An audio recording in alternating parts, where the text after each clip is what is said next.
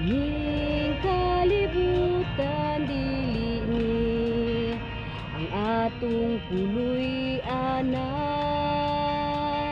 kaya ko usa ka lumalabay lamang.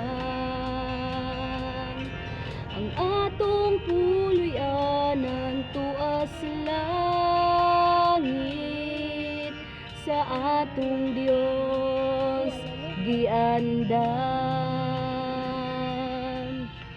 Igsuon sa imong gikawilihan, dinhi sa yuta nga puno sa kasalanan,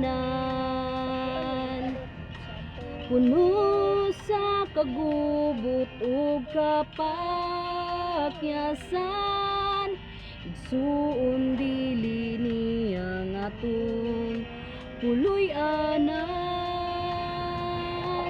adto ta sa langit nga arang tangpuy-an, diin wala nay kasakit nga atong matagamtam. Dito ta ninyo mag-uban, kauban Jesus sa langit nga puloy anan.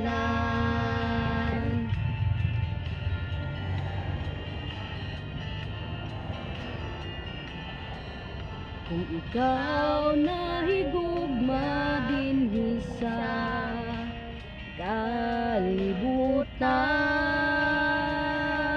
kayang imong bahandi labaw pa sa uban. Igsuon sultian ko ikaw, biyain ang tanan, ug magtigom tagbahandi dito sa langit nga puloy-an.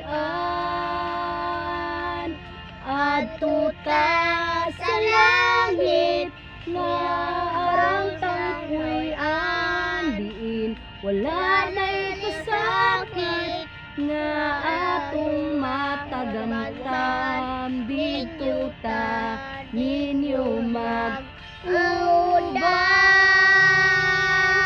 kauban Jesus sa langit nga puloy-anan. Adto ta sa langit nga arang tangpuy-an, diin wala nay kasakit nga atong matagamtam. Dito ta ninyo mag-uban, kauban Jesus sa langit nga puloy-anan.